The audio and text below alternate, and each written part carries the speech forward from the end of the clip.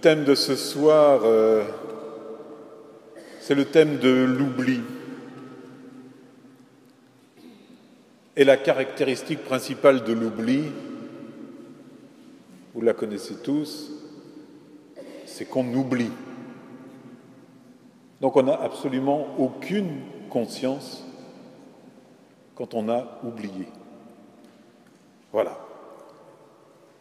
Et vous voyez que dernièrement, on parle beaucoup d'usage d'armes chimiques dans la guerre qui bouleverse le lieu qui est le berceau de notre foi, la Syrie, et Paul, c'est sur la route de Damas que le Seigneur l'a appelé. On a beaucoup parlé d'armes chimiques, mais l'inventeur de l'arme chimique dont on parle ce soir, c'est le diable. Notre adversaire, le diable, utilise une arme chimique redoutable dans nos vies qui est l'oubli. Alors c'est ce que nous allons essayer de voir. Il l'utilise massivement sur le monde. Il devrait vraiment être interdit d'utiliser cette arme qui est l'oubli, parce que l'adversaire veut avant tout notre mort. Je crois qu'il faut le comprendre. La mort est entrée dans le monde parce que l'homme a été touché par le péché à la suite de la tentation. Il veut notre mort, il faut le comprendre. Mais comme il n'arrive plus à nous faire mourir vraiment, et vous savez pourquoi nous ne pouvons plus mourir vraiment? Nous ne pouvons plus mourir vraiment parce que le Seigneur Jésus a donné sa vie pour nous, parce que le Seigneur Jésus est mort pour nous, il a versé son sang sur la croix, le Seigneur Jésus. Ça, c'est plus fort que tout, nous ne devons jamais douter de ça. Mais lui, il s'acharne à vouloir nous faire mourir. Alors, comme il n'y arrive pas, qu'est-ce qu'il fait? Il plonge beaucoup de personnes, et il peut nous plonger à certains moments de notre vie dans le coma. Parce que l'important pour lui, c'est pas tellement que nous soyons chrétiens ou pas chrétiens. L'important pour lui, c'est que nous ne portions pas de fruits pour le royaume. Donc il utilise massivement cette arme chimique qui est l'oubli. Un peu, pour les plus anciens, vous vous souvenez? C'était le soir à la télévision. C'était pour nos enfants. Bonne nuit, les petits. Voilà, il nous l'a fait comme ça. Bonne nuit, les petits. Il arrive sur son nuage. Oh, maintenant, dormez, les chrétiens. Et puis, il balance son sable magique sur nous qui nous endort. Bonne nuit, les chrétiens. Et nous, si on se laisse faire, si on n'a pas revêtu notre combinaison contre l'arme chimique, si nous n'avons pas revêtu le Christ, nous nous endormons, frères et sœurs. N'oublions pas que Jésus, quand il est venu dans le monde, il ne voyait pas le monde comme nous le voyons. Nous croyons, nous, que Jésus voyait les choses comme nous les voyons, parce que ce que nous voyons, nous avons l'impression que tout le monde le voit de cette manière-là. Or, Jésus ne voyait pas les choses comme ça. Jésus, qu'est-ce qu'il voyait quand il rencontrait des êtres humains? Il voyait des êtres qui étaient vivants ou des êtres qui étaient morts, ou sur le point de mourir, des êtres dans le coma. Parce que Jésus voyait la profondeur de nos cœurs, voyait ceux dont la vie profonde, cette vie qui avait été déposée en eux, était rayonnante ou alors était éteinte. Et Jésus venait redonner la vie. Jésus voyait ce monde comme un champ de bataille rempli de morts et de blessés. Et d'ailleurs, vous vous plongerez dans l'Écriture, mais quand vous lisez dans Luc, au chapitre 9, au versets 59 et 60, à celui qui veut le suivre, il dit cette chose qui peut paraître terrible à nos yeux aujourd'hui: laissez les morts enterrer leurs morts. Ça veut dire qu'il y a des êtres qu'on considère comme vivants, mais qui sont déjà morts. Tant que nous ne sommes pas dans la vie avec le Seigneur, nous sommes morts ou nous sommes comme morts. Et ce n'est pas un langage symbolique, frères et sœurs. C'est un langage véritable que le Seigneur tient, c'est la parole du Seigneur. Parce que ces morts dont il parle étaient bien vivants, mais à ses yeux, ils étaient morts. Et ceux que nous considérions comme morts, il demandait à ces morts-là de les laisser s'enterrer les uns les autres. Toi, tu es appelé à la vie, viens et suis-moi. Le Seigneur ne désirant qu'une seule chose, c'est que tout homme accueille en lui la vie éternelle. Alors en ce moment, il se passe quelque chose de bizarre dans notre fraternité, c'est que le pape François, il me pique toutes mes idées. Alors c'est dramatique, c'est absolument dramatique. Alors on a regardé, on a fouillé la maison, on s'est dit il y a des micros. En plus le nonce apostolique est venu manger l'an dernier, on s'est dit il a mis des micros. C'est pas possible parce que des choses qu'on tient vraiment à cœur, poussées par l'Esprit, notre pape les dit de sa bouche même. Qu'est-ce qu'il dit notre pape? Je vous le cite, dans un entretien qu'il a donné à la revue Études. Il dit « Je vois l'Église comme un hôpital de campagne après une bataille. » Notre pape François nous dit ça. « Je vois l'Église comme un hôpital de campagne après une bataille. » Nous devons soigner les blessures. Nous devons soigner les blessures. Nous devons soigner les blessures. 3 fois, notre pape François le répète. Et comme c'est un pape moderne, notre pape François, pour ceux qui n'auraient pas lu son interview dans la revue Études, qu'est-ce qu'il a fait? Il a tweeté. Il a tweeté un message nous invitant, frères et sœurs, à cela. Soyons vigilants pour ne pas oublier Dieu. Soyons vigilants pour ne pas oublier Dieu, car il y a une véritable possibilité, frères et sœurs, d'oublier Dieu, d'oublier ce que le Seigneur a accompli dans nos vies. Alors, nous ne sommes pas appelés à la peur, mais nous sommes appelés à la prudence. Jésus nous dit, soyez doux comme des colombes et prudents comme des serpents. Il nous faut être prudents parce que dans ce monde, et vous l'avez compris dans vos vies, vous le voyez bien dans ce qui se passe dans le monde si vous regardez les actualités, ce monde est un monde en guerre, dans une lutte de l'amour contre la haine. Nous savons que nous serons vainqueurs, nous savons que le Seigneur est vainqueur, mais nous avons besoin de mener le bon combat. Alors cette mise en garde que le pape François nous fait, elle est déjà faite dans le Deutéronome par Moïse, où il est dit, vous pourrez vérifier dans vos Bibles en rentrant chez vous ce soir, au chapitre 4, au verset 9 et suivant, « Prends garde, garde bien ta vie, ne va pas oublier ce que le Seigneur, ce que tes yeux ont vu, ni laisser en aucun jour de ta vie sortir de ton cœur ce que le Seigneur a accompli. » Prends garde. Donc, il est vraiment demandé, un peu comme Jésus nous l'a demandé quand Jésus nous dit « Veillez et priez ». Soyons attentifs parce que nous ne pensons pas que nous pouvons oublier.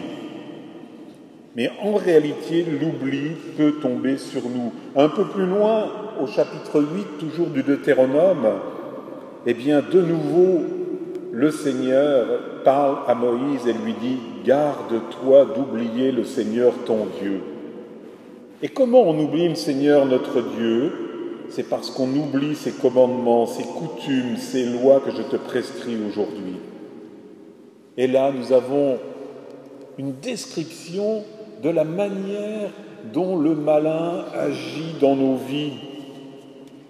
Parce qu'il est dit, quand tu auras mangé, que tu seras rassasié, quand tu auras bâti de belles maisons et que tu les habiteras, quand tu auras vu multiplier ton gros bétail, ton petit bétail, quand tu auras vu abonder ton argent et ton or, quand tu auras vu s'accroître tous tes biens, que tout cela n'élève pas ton cœur, ne rend pas ton cœur orgueilleux.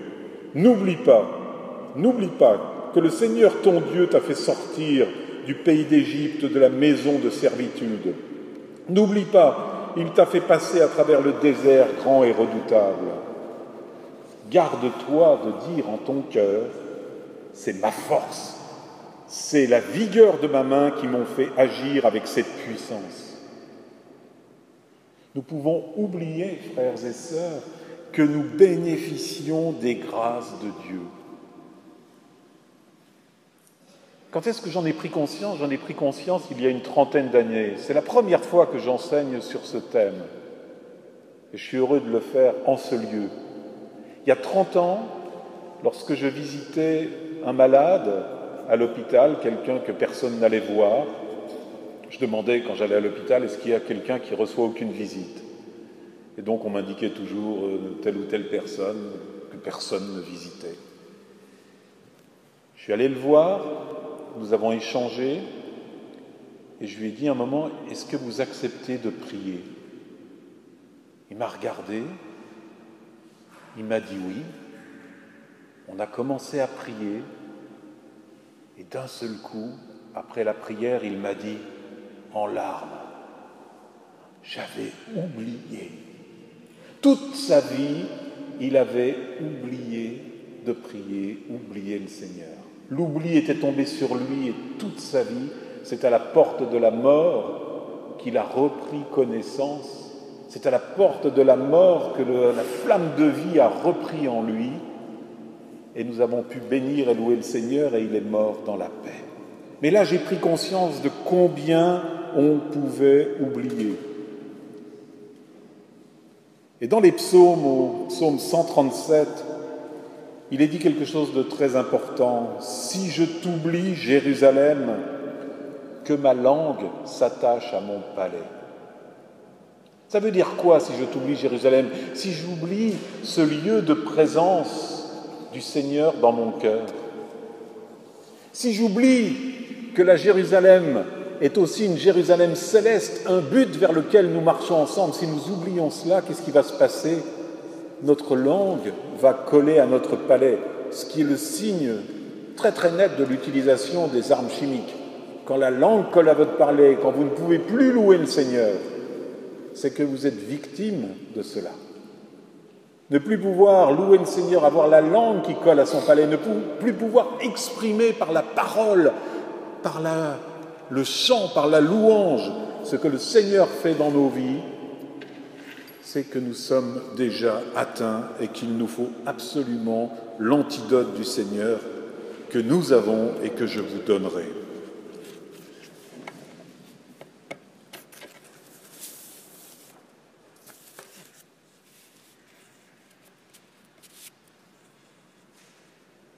Il y a aussi lié au texte que je vous lisais dans le Deutéronome au chapitre 8, à partir du verset 17, « Garde-toi dans ton cœur de dire en ton cœur, c'est ma force, c'est la vigueur de ma main qui m'en fait agir avec cette puissance. » Gardons-nous de nous dire que ce que nous possédons vient du fruit de notre travail.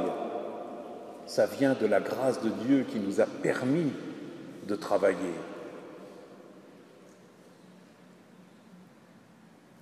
Comment l'oubli vient sur nous?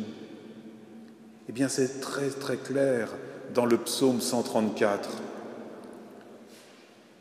Les idoles des nations, l'or et l'argent, ouvrage de main humaine, elles ont une bouche, ces idoles, et elles ne parlent pas, des yeux et ne voient pas, des oreilles et n'entendent pas. Et dans leur bouche, il n'y a pas le moindre souffle. Et ils deviennent comme elles, tous ceux qui les font, ceux qui mettent leur foi en elles. Si nous mettons notre foi, notre confiance dans ce que nous possédons, notre langue s'attache à notre palais, la vapeur d'encens des cultes aux faux dieux qui s'élèvent de nous, toute cette émotion que peut faire naître nos biens, tout ce que nous possédons, eh bien tout ça, frères et sœurs, nous rend semblables aux idoles, nous perdons notre souffle, nous perdons la mémoire, et ça agit vraiment comme un charme. Je ne sais pas si vous avez déjà vu des émissions de télévision absolument extraordinaires où il y a un hypnotiseur dans la salle.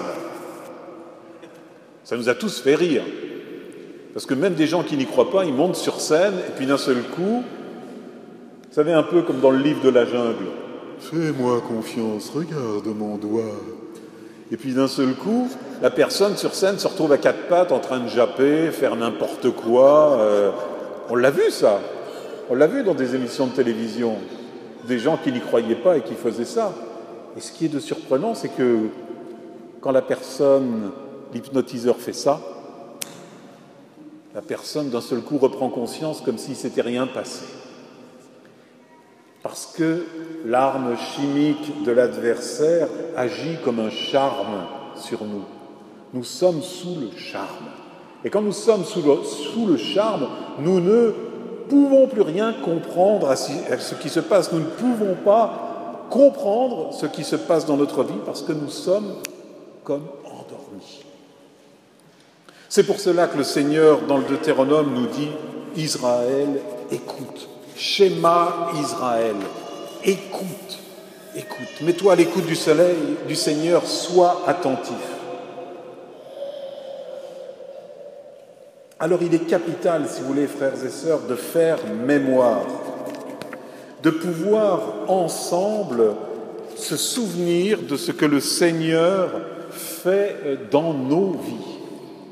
Pourquoi le Seigneur nous a envoyés deux par deux? Ce n'est pas parce qu'on est plus puissant deux par deux. C'est pour que nous gardions la mémoire l'un de l'autre, que nous soyons gardiens de nos frères. Parce que si nous perdons la mémoire, eh bien, nous tombons dans l'oubli de ce que le Seigneur a pu faire. Même dans les merveilles qu'il a pu manifester, on peut les oublier, ces merveilles. Je me souviens, pour illustrer le propos, d'une femme que j'étais allé voir. C'était une personne qui était extrêmement malade et les médecins lui avaient dit « on ne peut plus rien faire pour vous ». Elle voulait mourir chez elle, donc rentrez chez vous. Et j'avais appris qu'elle était gravement malade et je priais pour elle. Et comme ça peut arriver à chacun d'entre nous, quand on prie pour un malade, on peut se sentir poussé à aller le voir.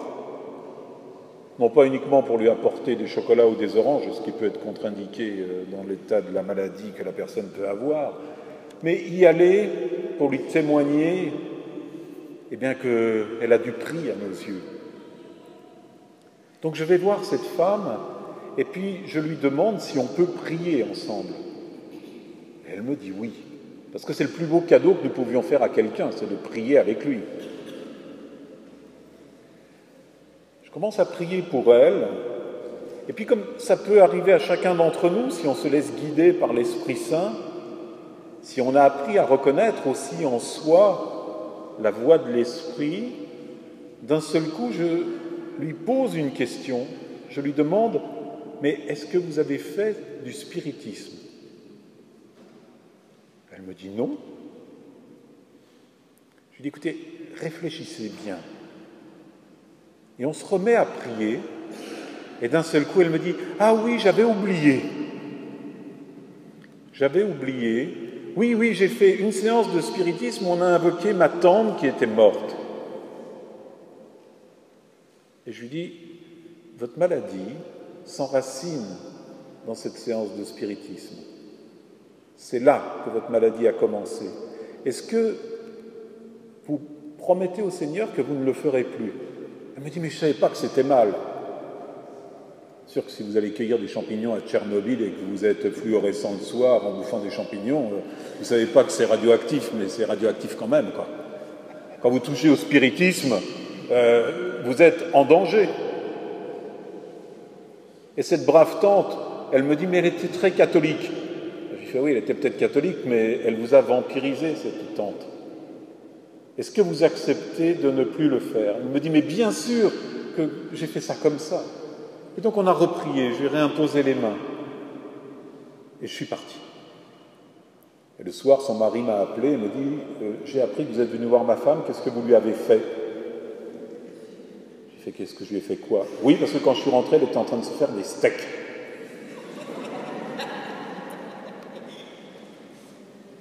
Et elle me dit que quelques jours après, elle a rêvé que sa tante, celle qu'elle avait invoquée, s'en allait en paix avec un grand sourire et l'a quittée. Et elle a été guérie. Et c'était une leucémie très très grave qu'elle avait. Elle était condamnée. Mais ce qui est intéressant, c'est qu'elle avait oublié. Et 1 an après, elle a fait un beau cadeau au Seigneur. Elle a dit, j'ai accepté de nouveau de donner la vie pour remercier le Seigneur parce qu'il m'avait donné la vie, il m'avait gardé en vie.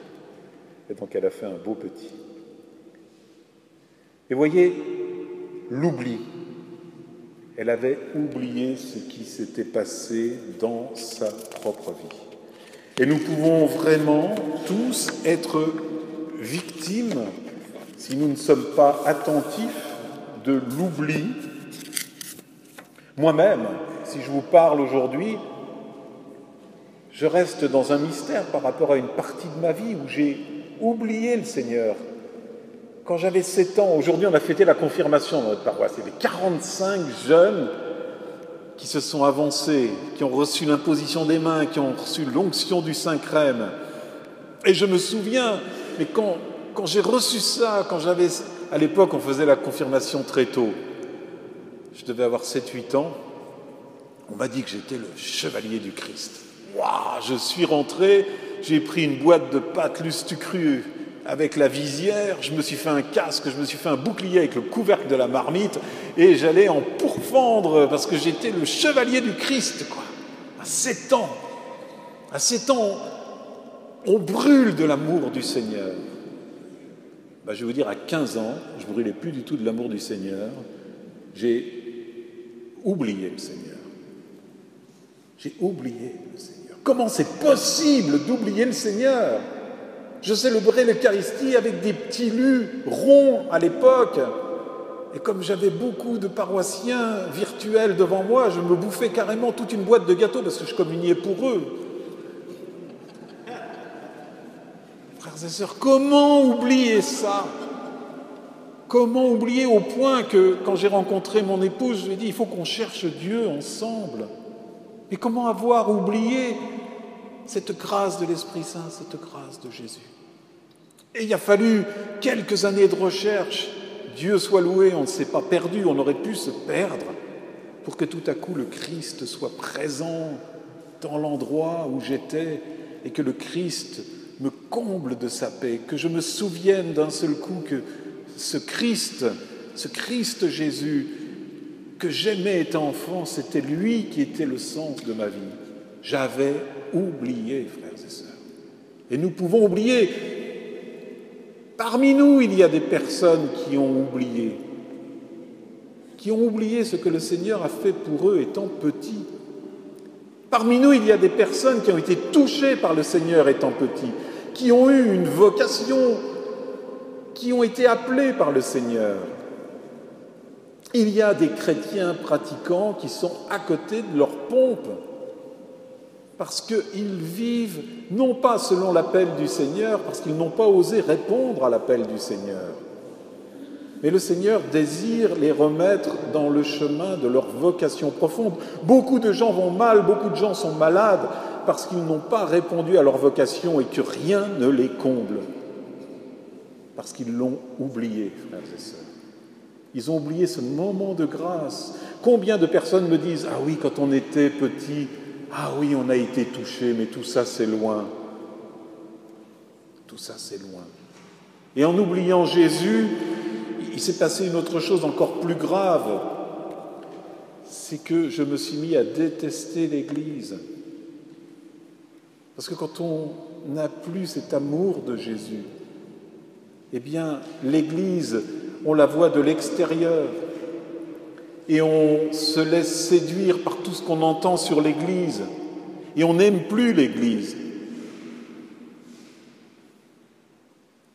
Mais si nous nous laissons vraiment toucher par l'amour du Seigneur, et puis si nous prenons comme modèle la Vierge Marie, parce que s'il y a eu un grand miracle dans le fait que je rencontre Jésus, je vais vous dire, le plus grand miracle, c'est que la Vierge Marie est venue remettre dans notre cœur cet amour de l'Église. C'est la Vierge Marie qui nous a ramenés à l'Église. C'est la puissance de l'Esprit Saint qui a fait qu'en nous, tout à coup, eh bien, nous retrouvions la mémoire.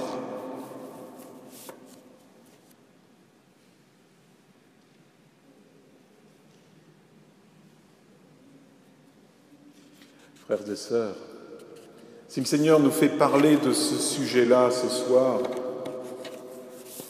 ce n'est pas simplement pour que nous prenions conscience de l'oubli, c'est que le Seigneur veut nous faire retrouver la mémoire de nos vies.